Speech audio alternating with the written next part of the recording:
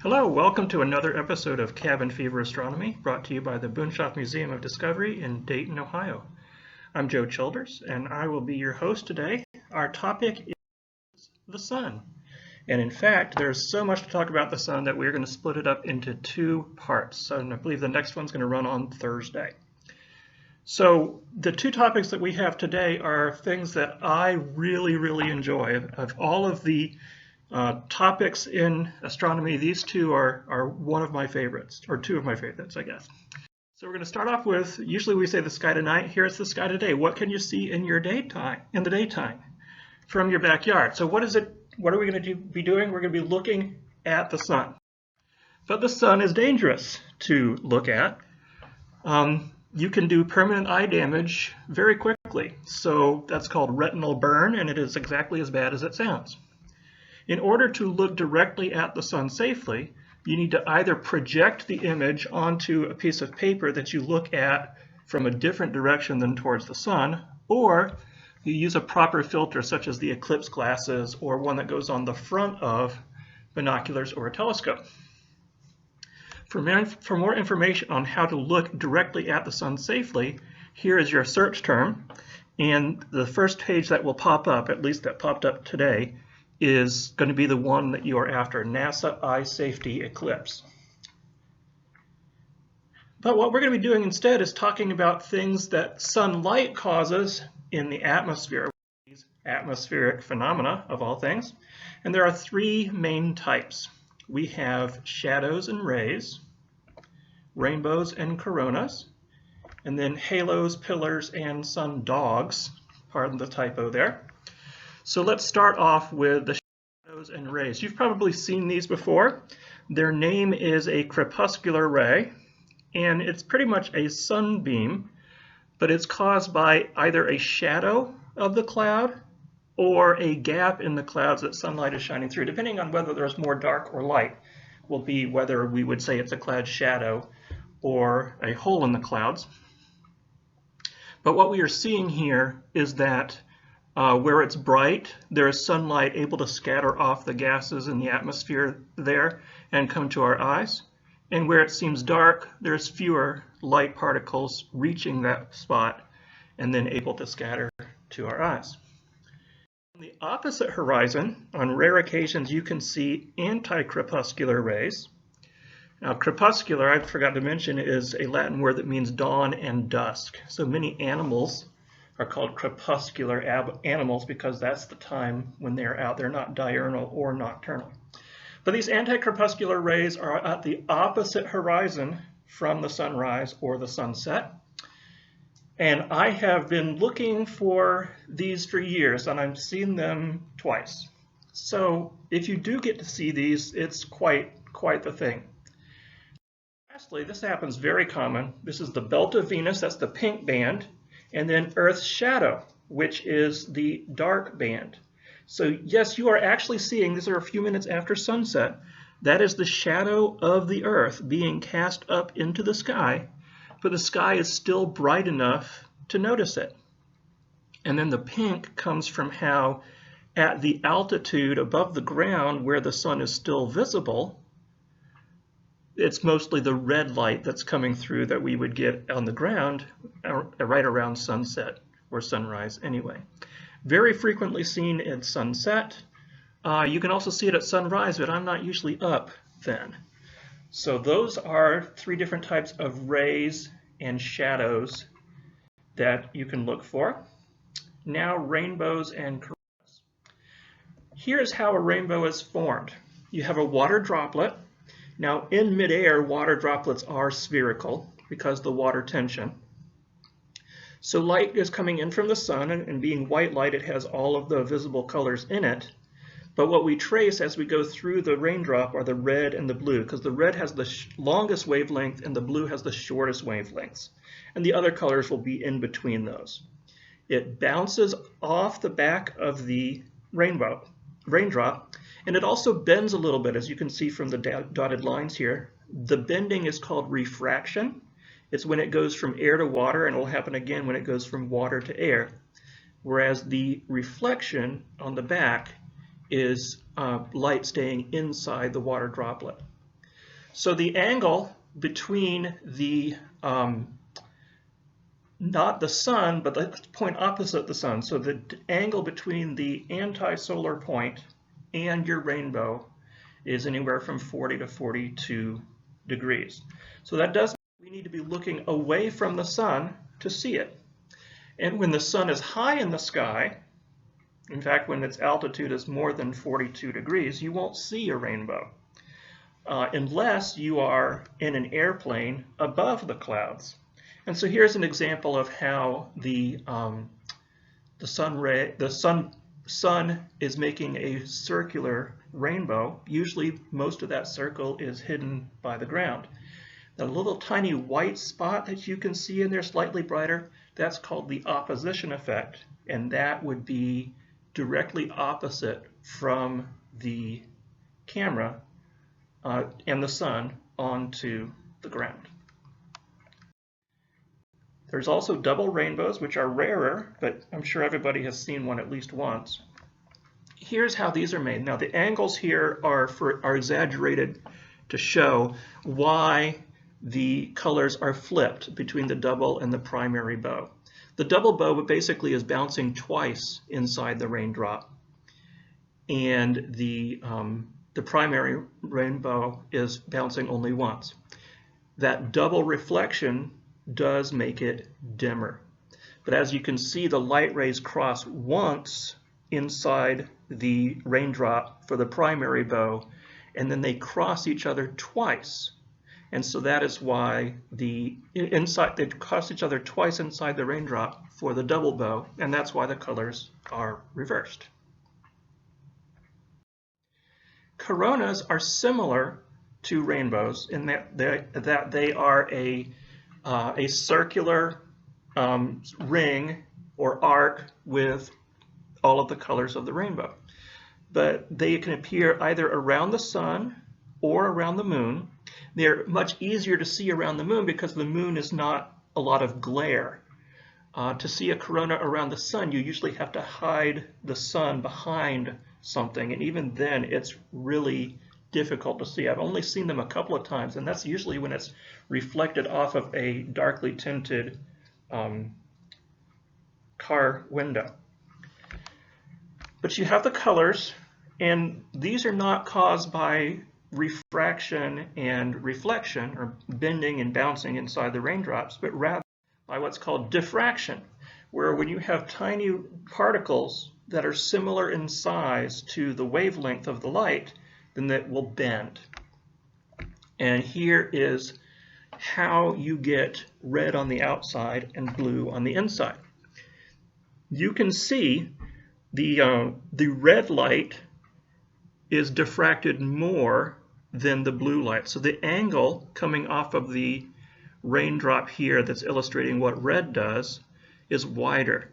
And so the ones that actually reach your eye have deviated by a greater angle. And so that's why it looks like there's the blue ring on the inside and then the red ring on the outside.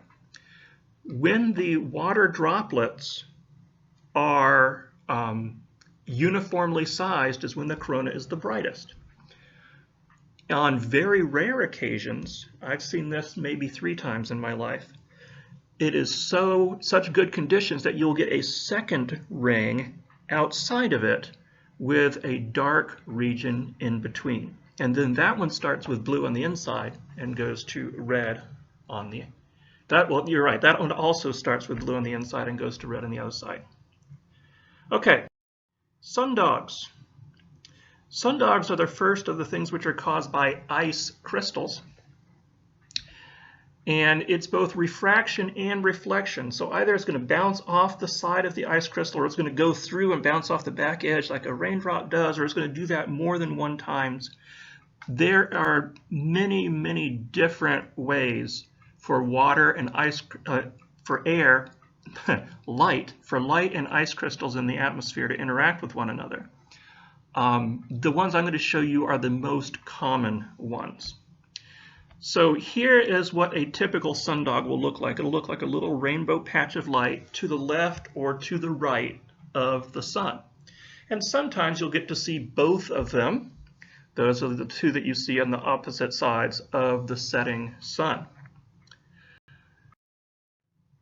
Another common thing seen around the sun is the 22-degree halo. So that is the size of this halo. I've seen it around the sun a few times. I've seen it around the moon much more frequently. But again, both are caused by the same thing, the reflection and refraction of light through and inside and off of ice crystals. And the distinctive angle comes from the shape of the ice crystals. Last, we have circumzenithal and circumhorizontal arcs. So circum means around, so around the zenith. The zenith is the point at the very straight overhead, and then also around the horizon. Here is the circumzenithal arc, and this only is visible when the sun is fairly low in the sky. Similarly, the circumhorizontal arc is only visible when the sun is fairly high in the sky. What you see in both of these examples, and probably in some earlier ones, is that the thin cirrus clouds, the wispy clouds like that, are really good conditions for making these sorts of things. Even in the summertime at the high altitudes, the water is cold enough to become ice crystals. So whenever you see the wispy clouds, be looking for these. Now, if you want to learn more about atmospheric phenomena, the very best website is called AO Optics, and it is Atmospheric Optics. It's a British website, and I apologize, I should have written this down so I could quote it to you exactly. Okay, so that finishes up the atmospheric phenomena. So now talk about the astrophysics in the sun, specifically how does the sun shine? So we're going to give a basic overview, and then we're going to go into more detail. Here's the basic overview. Nuclear fusion is happening in the core of the sun. Now, nuclear reactors that we have on Earth to create electricity, and most of our nuclear weapons are using nuclear fission. So you'll take a heavy atom like plutonium or uranium, and you'll split it in two, and that releases energy. But nuclear fusion is the opposite. You have little nuclei, and you fuse them together, and that releases energy. In the sun, there are 4 hydrogen nuclei, and that's actually just a proton. The sun is a plasma, meaning that none of the atoms have held together. The proton, the nucleus, and the electrons have all gone their separate ways. So 4 hydrogen nuclei, or 4 protons, turn into 1 helium nucleus plus some extra energy. And a helium nucleus has 2 protons and 2 neutrons. Mass is not conserved. Now, if you have any sort of chemistry background, one of the hard rules in chemistry is that you have the same amount of mass before and after a chemical reaction. And that is very useful for chemistry, and it works because chemistry happens at relatively low energy levels. Chemistry is not usually working with plasmas, and so the atoms are cool enough that they're keeping their electrons, or at least most of them in the case of ions, and so there's not enough energy going on to destroy or to create mass. But that's not the case in nuclear fusion in the sun. We're talking millions of degrees. And so 4 hydrogen nuclei, if you weigh those, that weighs more than the helium nucleus. And that extra energy comes from turning mass, the m, into energy by multiplying by c squared, the speed of light squared, and that's a really big number. So it takes a lot of energy to take a tiny amount of mass, and in the same way, a tiny amount of mass can turn into lots and lots of energy. And the nuclear fission that we use here on Earth that I talked about earlier also takes advantage of this equation from Einstein. So that is a sufficient explanation for how the sun shines. the 4 hydrogen turning into 1 helium gives us a little bit extra energy because the 4 hydrogen have more mass than the helium. But there's a whole lot more to it. And so that's what I'm going to explain next. And I'll just give you fair warning that this can get pretty technical, but I think I've done a fairly good job of explaining it pretty simply. So here is what the materials list is. We have protons. Protons are found in the nucleus of atoms or in the nuclei that are floating free in a plasma. And they have a positive electric charge. Neutrons are very similar to protons, also found in the nucleus. Both protons and neutrons are made of 3 quarks, but a neutron has no electrical charge. We also have positrons and electrons. These are much, much, much less massive than protons and neutrons.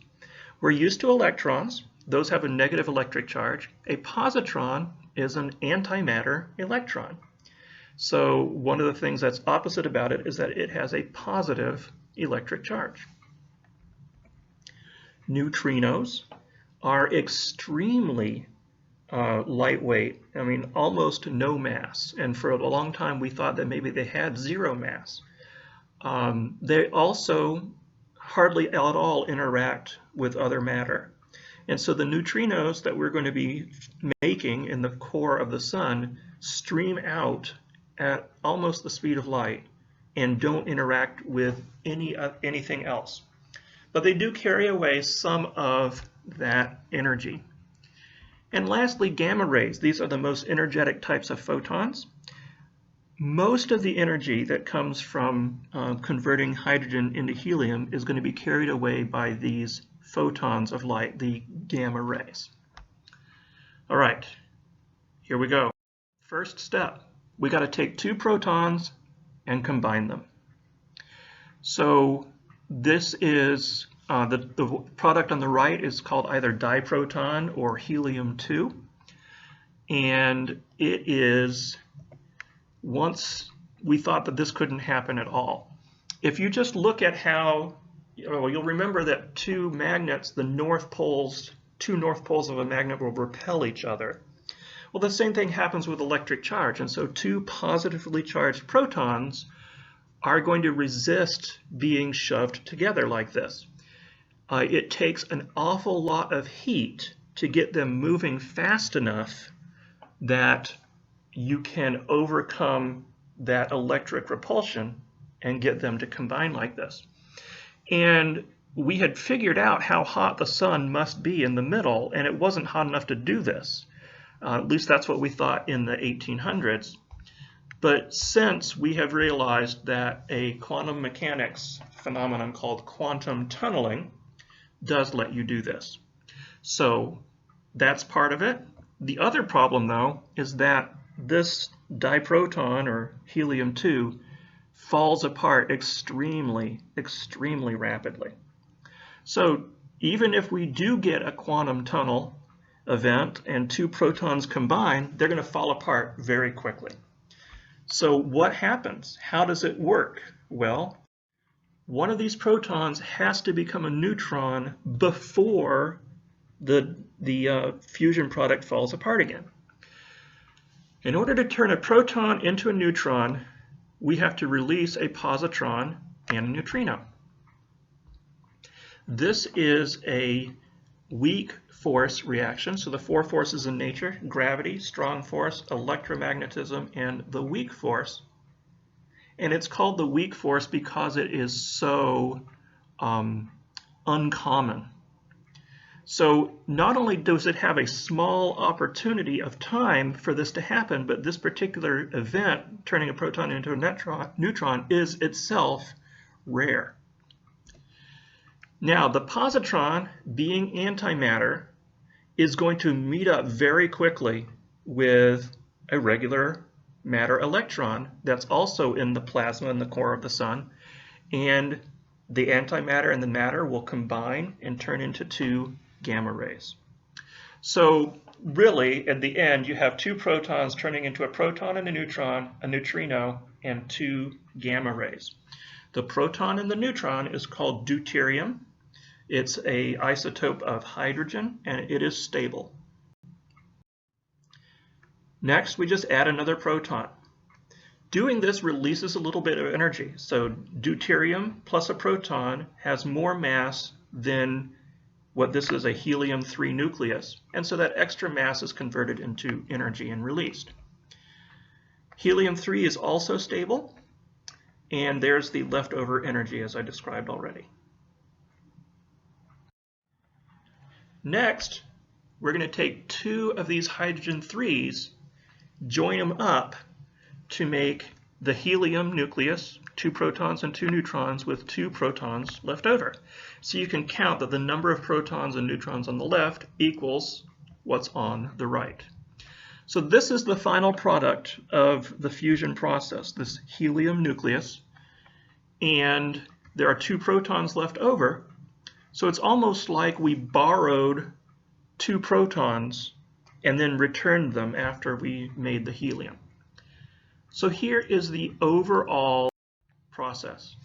4 protons and 2 electrons, those are the ones that get annihilated by the positrons that result, turn into 1 helium nucleus, 2 neutrinos, and then you have 6 of these gamma rays, although not all of the gamma rays have the same amount of energy. This happens 300 billion trillion times per second in the core of the sun. So the energy released is 384 trillion watts. But each proton waits about 9 billion years on average before it becomes part of a helium nucleus. And that is because that second step of turning a proton into a neutron is so incredibly uncommon to happen. This process here is what almost all of the light and almost all of the heat that we receive here on Earth that makes life possible comes from. In our next episode on Thursday, we're going to talk about the internal structure of the sun, how the energy inside the sun gets out, and also we are going to talk about the many spacecraft that have been used to study the sun. If you have any questions for the astronomers, please send them to astronomy@boonshotmuseum.org. And roughly once a week, we put together a Answer Your Questions video. And don't forget to like us and subscribe us. We are going to be continuing to produce content and show content even during the shelter in place. And thank you for watching Cabin Fever Astronomy.